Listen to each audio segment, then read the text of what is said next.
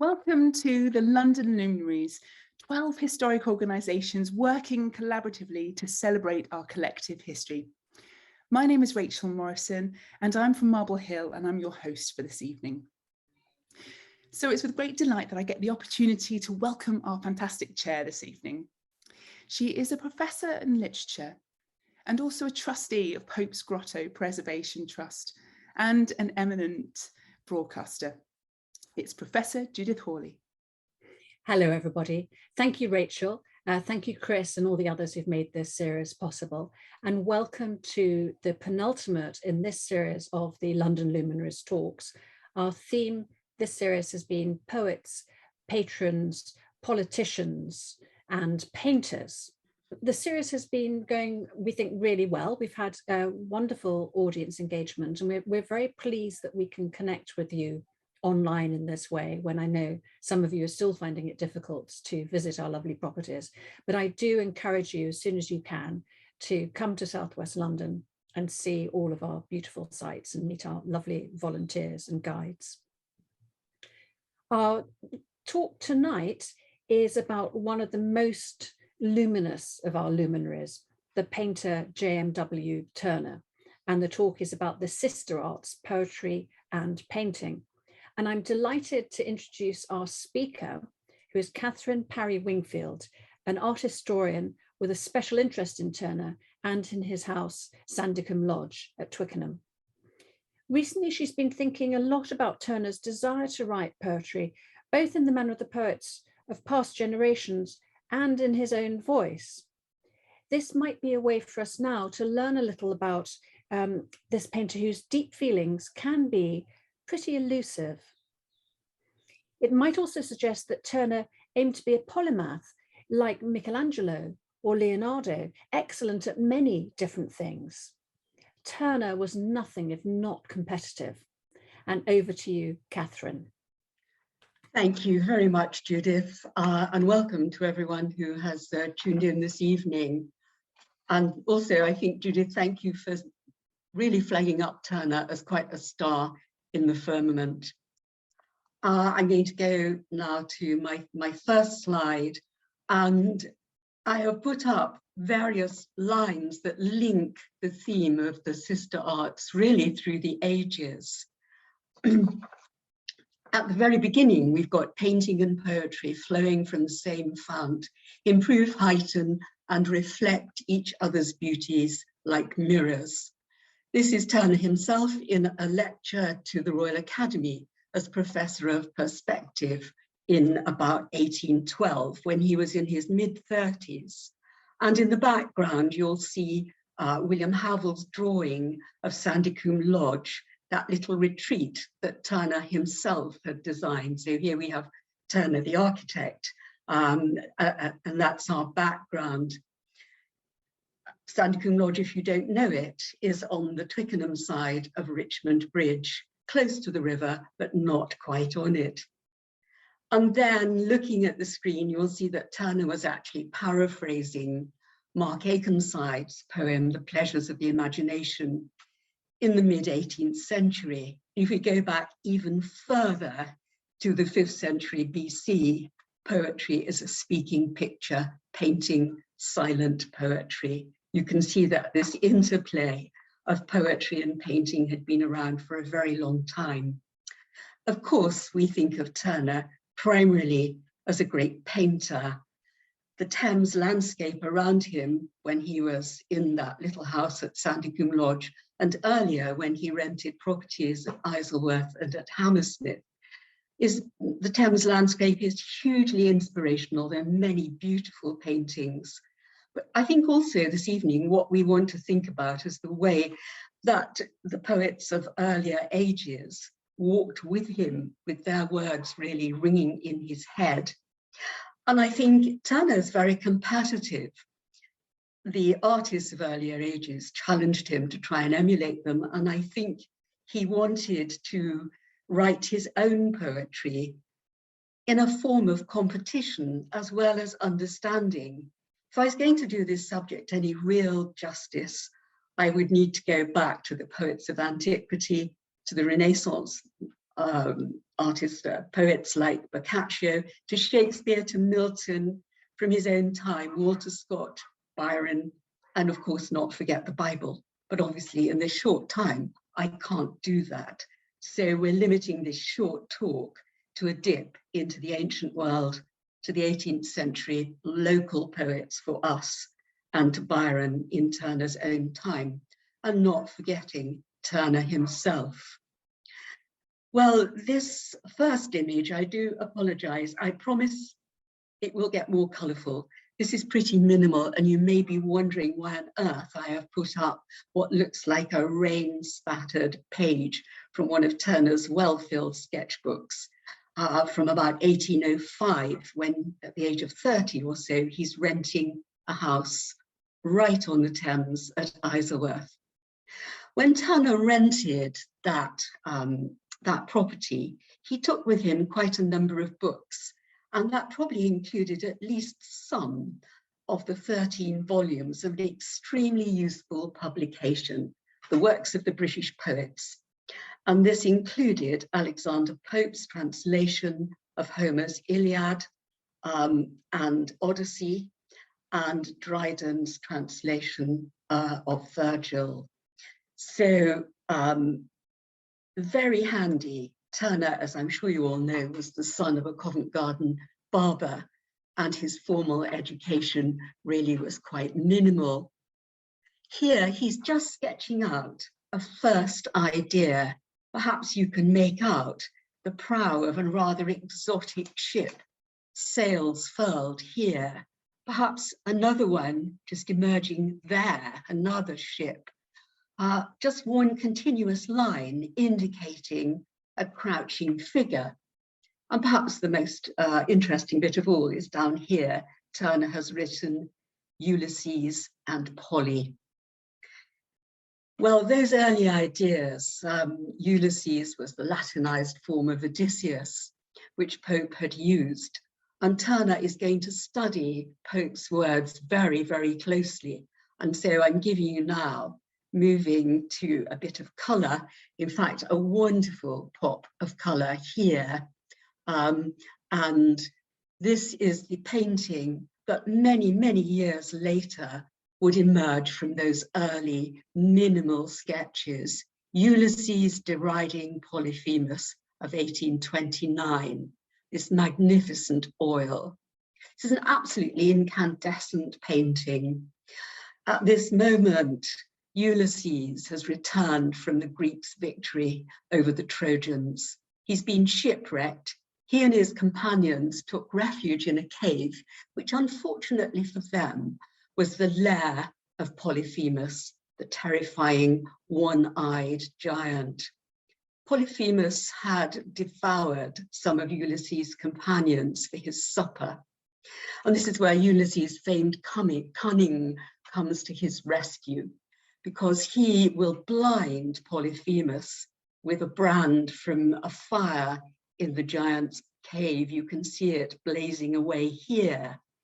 And he will then instruct his companions, those that hadn't been eaten, to cling to the bellies of Polyphemus's sheep, so that when the giant releases the sheep from the cave, he can't see them anymore. He just feels the top of the sheep, and the Ulysses' companions are clinging on to the fleeces underneath. Even better, they not only make their escape back to the ship, but they also steal their captor's flock into the bargain. In Alexander Pope's words, they sail when rosy morning glimmered o'er the dales. Here we've got a magnificent sunrise, really turning the sea to liquid gold. And Ulysses, a tiny figure up here, screaming, hurling abuse at the giant up here, just a shadowy figure up at the top of the cliff.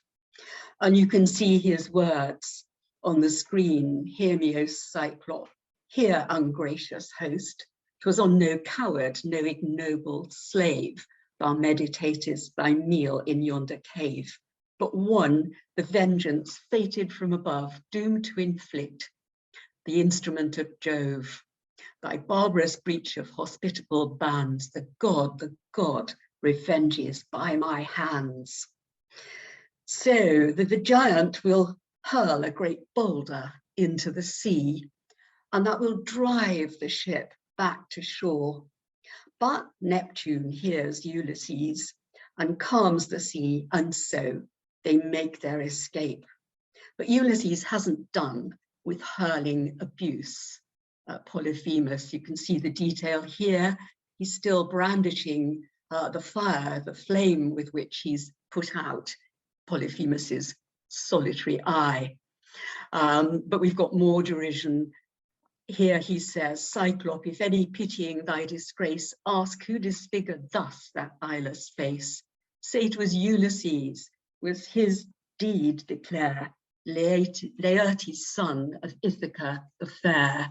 Ulysses, far in fighting fields renowned, before whose arm Troy tumbled to the ground. Wonderfully aggressive and defiant painting, and I think it's a very noisy painting. If you could turn up the sound, you'd hear the clashing rocks in the background, the creaking oars, the roaring sea, the companions of Ulysses all here up in the rigging, joining in the insults being hurled at the giant, and the giant no doubt bellowing in pain and rage. The classics will also inform other works from that time of peaceful solitude in Isleworth. And we go now, still a sunrise, but to the sketchbooks again, and to a very small but exquisite watercolour contained within those sketchbooks that Turner always carried with him.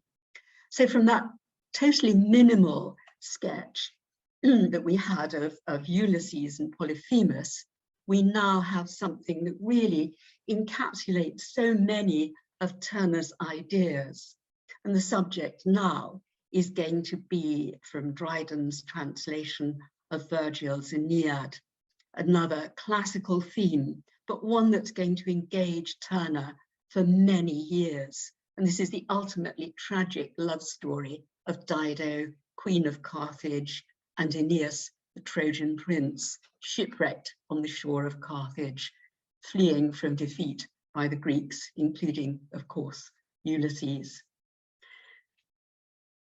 Turner gathered together observations of the Thames and Richmond Hill, particularly, to conjure up ancient Carthage.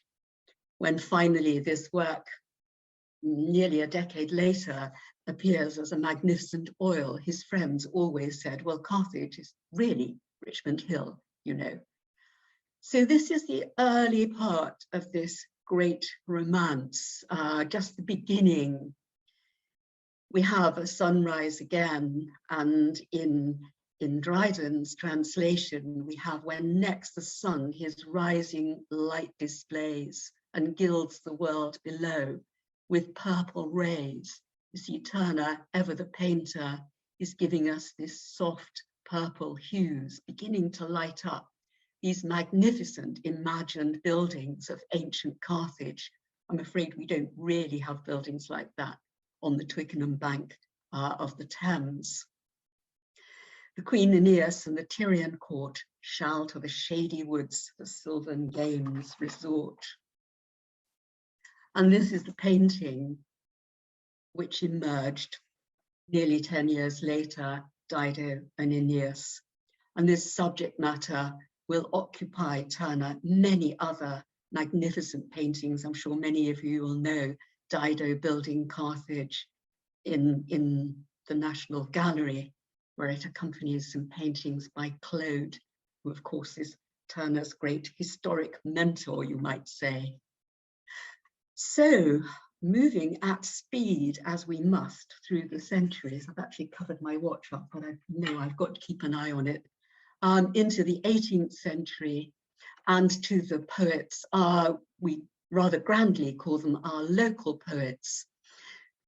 18th century Twickenham to begin, and then to Richmond. Here, Alexander Pope, and I put on the screen the engraving after Turner's great watercolour of Pope's Villa at Twickenham during its dilapidation.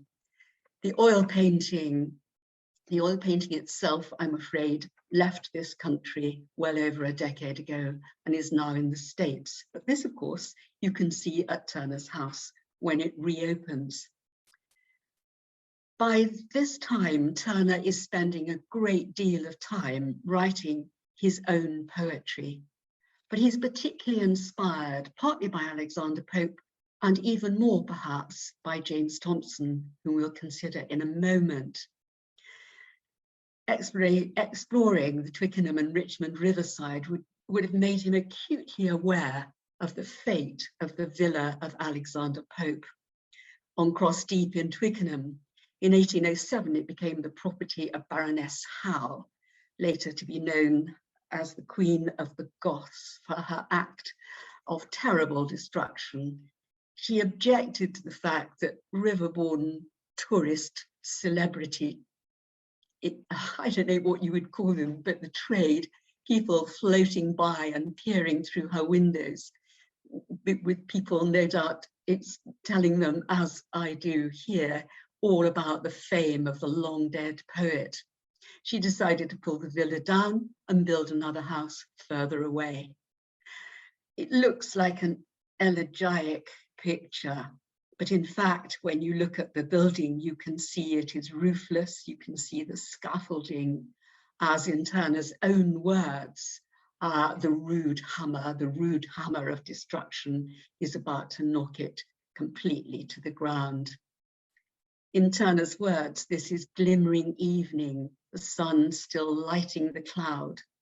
And in our foreground, you can see our shepherds, our rustic figures, really wondering what all this is about. One of them holding a canvas, maybe salvaged from that house. And there's a Corinthian capital down there somewhere, part of the demolition. Otherwise, it's a beautiful, elegiac summer evening. When Turner wrote his own verses, and these would accompany that painting, as Dryden's words had accompanied Dido and Aeneas when it was exhibited at the Royal Academy, here Turner's exhibiting in his own gallery in Harley Street up in London. And it's his own poetry that appears with it. So we have him, you can see the words up on the screen. Sister Isis, 'tis thy Thames that calls, see desolation hovers o'er those walls, scattered timbers on the margin lays, where glimmering evening yet lingering plays. And later on, now to destruction, dooms thy peaceful grot, Pope's willow bending to the earth forgot, save one weak Zion by my fostering care nursed into life. At the beginning, it's the Thames that's speaking. The Thames is the, if you like, the narrator of this poetry. But then that shifts to Turner himself, because the tree that the ancient wreck of a tree that you see here is not that willow. The Pope's willow, said to be the first of the weeping willows that to be grown in England, that had blown down in a storm. And Turner had taken a cutting from it, obviously a good gardener, carried it back to his own plot of land, as yet unbuilt on, planted it there where it thrived. Well, leaving Turner now for James Thompson, a slightly younger poet, and perhaps actually just before we leave Baroness Howe and Turner, I should say that in his sketchbooks, he scratched some utterly scurrilous poetry, a kind of savage and really vengeful revenge, personal revenge on Baroness Howe. He cast her as Dido, but not Dido, the queen newly in love with Aeneas, but Dido has become lustful. So Baroness Howe and her lover become Dido and Aeneas, and that famous grotto becomes the place where they as it were, enjoy their lust. You can get some idea of that anger. Again, you can come to Turner's house when it reopens next week. You can look at the facsimile sketchbooks and you can try and work out what it is that Turner is saying. So moving, as I said, to this slightly younger contemporary of Alexander Pope, the Scot James Thompson, who settled in Richmond.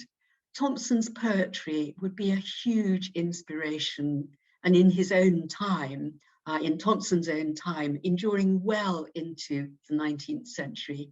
His fame was for this great poem, The Seasons. Thompson, like Turner, loved that wide, expansive view of the Thames that you get from the top of Richmond Hill. And Summer from The Seasons is a long poem that filled Turner's mind as he worked on a number of paintings. And this painting, Thompson's Aeolian Harp, this is really Turner's homage to James Thompson and his poetry. This is not recording the view from Richmond Hill, but evoking it and turning it really into an otherworldly Arcadia. They hang up here, the nymphs or the muses are hanging up an Aeolian harp. And this is a reference to Thompson's own poem, an ode on Aeolus's harp, and that is what gives the painting its name. That harp is played by the winds. It needs no human hand. Aeolus is the god of the winds who can pluck the strings and bring forward beautiful music.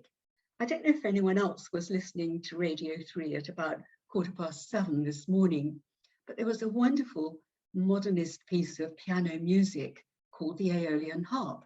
Absolutely beautiful. You might catch it on BBC Sounds if you didn't hear it. It was a wonderful piece, and linking, interestingly for this talk, to James Joyce's Ulysses. Things do somehow have a way of emerging, don't they? So Thompson is celebrated by this tomb that we see here with more figures gathering round. Thompson's real tomb is not up on Richmond Hill. Thompson is buried in the Church of St. Mary Magdalene in Richmond. And Alexander Pope comes into it. Alexander Pope, who had been really lauded by James Thompson, and he becomes Alexis the poet, in fact, Pope's own shepherd with his flock. And the Thames, in Pope's words, is the silver Thames where dancing sunbeams on the water played. So once again, we've got the sky, the sun, the sunbeams and the water, all of these which had been drawn out in the poetry of the 18th century, and Turner thinking about that. And when he exhibited this, he provided 32 lines of his own poetry, referring back to James Thompson's Seasons, and having such a struggle to find the right words, he reworks them over and over again. I'll just give you 4. On Thompson's tomb, the dewy drops distill soft tears for Pope's lost fame. To worth and verse adheres sad memory still, scorning to wear ensnaring fashion's chain. And he finishes with a reference to Thompson's hallowed shrine, that imaginary, that allegorical tomb. I find this one of Turner's most beautiful and magical and really mysterious paintings, but it also one with that poetry of Turner's that makes me ask a question, perhaps for you, the audience. Why did Turner seem to spend so much time filling a verse book, 75 pages of it, scribbling away into his sketchbooks, and also writing other poetry on quite specific themes? What was he doing? Was he trying to find a depth of meaning and his own way of expressing it? I'll be interested to know what you think. I'm going to move now from the wonderful tranquility of that painting to something which is far more extraordinary. So no longer a summer evening, but midwinter, the opposite end of a range of weather and of emotions. We go to the ferocity of winter storms, alpine storms, and also to the ferocity of vicious warfare and disillusion. Snowstorm Hannibal crossing the Alps. This here, Turner is conjuring up ancient imperial ambition. Hannibal the Carthaginian seeking to invade Italy, crossing the Alps in the bleakest of weather, where there was much bloodshed. It's really nature that dominates here. 2/3, more than 2/3, I think, of the canvas, really taken up with this terrifying vortex of a storm and this sickly sun struggling and not succeeding really to give any light to this bleak scene. In fact, nature is so terrifying, it really detracts almost from this rather horrifying bludgeoning that's going on in the foreground, and it completely dwarfs the figure of the famous elephants that Hannibal used to take his baggage train across the Alps. Turner wrote a series of poems which he called Fallacies of Hope, and when he exhibited this at the Royal Academy in the catalogue, he added his own unpublished fragmentary verses on the themes of rise of empire and indeed their fall, craft, treachery, fraud, looked on the sun with hope. Low, broad and wan, the fierce archer of the downward year stains Italy's blanched barrier with storms. In vain each pass, ensanguined deep with blood, with dead, but it's the same thing, isn't it? We've had ensanguined, blood comes up over and over again. Turner had imagined Hannibal in a high place. The Carthaginian stood and marked with eagle eye his victim, Rome. Carthage would rise and it would fall. Rome would do the same. And undoubtedly, the great crowds that flocked to the Academy exhibition to see this painting would not have missed the ambitions of a contemporary emperor, Napoleon, who a few years before had also taken invading forces across the Alps into Italy. The long wars with France were still continuing in 1812, and that crowd would have been only too aware that they were not out of fear yet.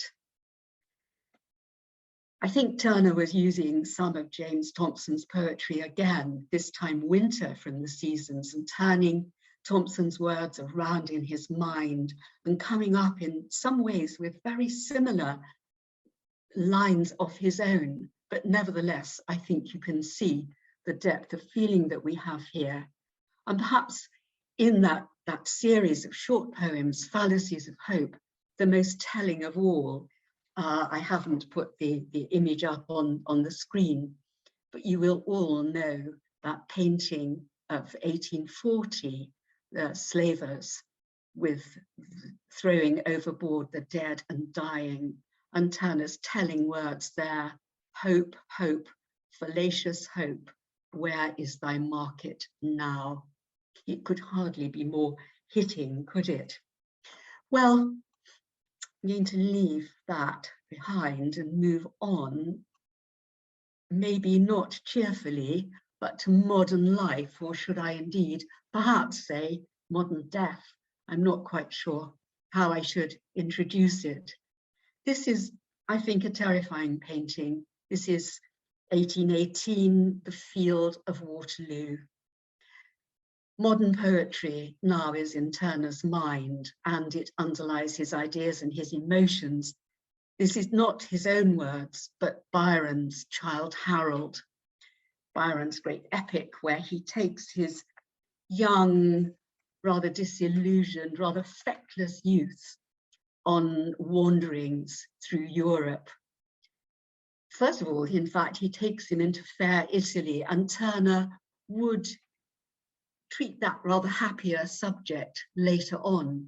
But here it's the Field of Waterloo, the dreadful field, the dreadful battlefield. At last, the final battle. Byron, in his poetry, had conjured up the famous ball that took place on the eve of battle in June 1815, with everyone fired up with the hope of victory and glory. And there was victory, but when Byron's Harold comes to look at the Field of Waterloo, in his words, in Byron's word, he stands upon this place of skulls, the grave of France, the deadly Waterloo. Turner would go there himself 2 years later, but these vividly imagined horrors, distraught women come to seek for their bodies of their lovers, their husbands, their sons maybe, one woman fainting, another carrying a little child, carrying torches in order to see this terrible scene of carnage. Burning farmhouse in the background, flares going up. It is truly a terrible scene. And I think Turner painting very emotionally about the fact that there is really no glory, just thousands of deaths, and the grave of imperial ambition. Well, Turner was born a Georgian. He died a Victorian, of course. I do know that in the theatre, the Georgians hated a sad ending to a play. And I think perhaps you probably would hate a sad ending to a talk. So I'm moving here to something which perhaps brings us back to where we might hope to be before too many months go by. And this is England, Richmond Hill on the Prince Regent's birthday, 1819, those long Napoleonic wars now over. It's summertime. It's a wonderful day, and there's a party. What more could you possibly ask for? Turner hoping to catch the eye of the Prince Regent, hoping that the Prince Regent would buy this enormous painting. It's about 3 meters wide. But here we are. This is modern life. Richmond Hill is not ancient Arcadia. It's not full of allegorical tombs or anything like that. There are no classical buildings perched on the Twickenham bank. Just a hugely fashionable crowd waiting to greet the prince on his real birthday, which came in summertime, rather than his official birthday, which was on April the 23rd, St. George's Day. And to accompany this painting shown at the Royal Academy, Turner decided to return to James Thompson and to summer. Say, shall we wind along the streams, or walk the smiling mead, or court the forest glades, or wander wild among the waving harvests, or ascend while radiant summer opens all its pride, thy hill, delightful sheen. Those lines of Thompson's hung from a tree up at the top of Richmond Hill in Turner's day. And now if you go into Richmond Park from that entrance up on Richmond Hill, a little way in, you'll find that delightful Poets' Corner, and you'll find those words again. I think this theme that nature, living in harmony with its rhythms, or possibly, as we've seen, at the mercy of what it can inflict, that's run through much of the poetry from classical times through the 18th century to Turner's own poetry. And I know I've only scratched the surface in this short talk, but I do hope that I've opened up perhaps a new aspect of Turner for some of you. If you want to dig deeper, I'm going to, in a moment, hold up a book. You might like to get it. But for the moment, I will move on and conclude by asking you whether you might like to think about volunteering at Turner's house, which is small but beautiful. And the team of volunteers are extremely well informed, as you can be, should you choose to join us. And I'm sure you would enjoy it very much indeed. And then we can go to the last slide, where, of course, I must point out that if you wish to support the work of Turner's House, you could go to Turner's House website and maybe donate. And now I think I'm going to return to Judith. Thank you. Catherine, thank you so much for that absolutely amazing talk. I knew about the poem on Pope, but I didn't know about any of the rest. You mentioned a book. Would you like to hold that up? Now, yeah, can you tell us what the book is? Am I going to stop sharing? No, just hold the book up and we'll oh, okay. Yeah. There we go. In fact, this is from a 1990 Tate exhibition, and it's Andrew Wilton. He, in fact, got things the right way round from my point of view, but not from yours, Judith. Painting and poetry, not poetry and painting. And all Turner's poetry, some of it extraordinarily difficult to read, was transcribed by Rosalind Turner, and all the transcriptions are within this. You will have to get it. I think probably it's out of print, so you will have to get it probably online. Excellent. Thank you so much. I wanted to make sure that everybody had a chance to see that book. I also want to, before we open the question and answer session, I want to draw everybody's attention to the last talk in this series on Boston Manor House, which I think is also going to be full of surprises for people. It's probably the least well known of our Luminaries venues. I'm really looking forward to hearing about that. And this is the last of this series. We have all of the first half of the season, and the previous seasons are all available for you to watch on our YouTube channel.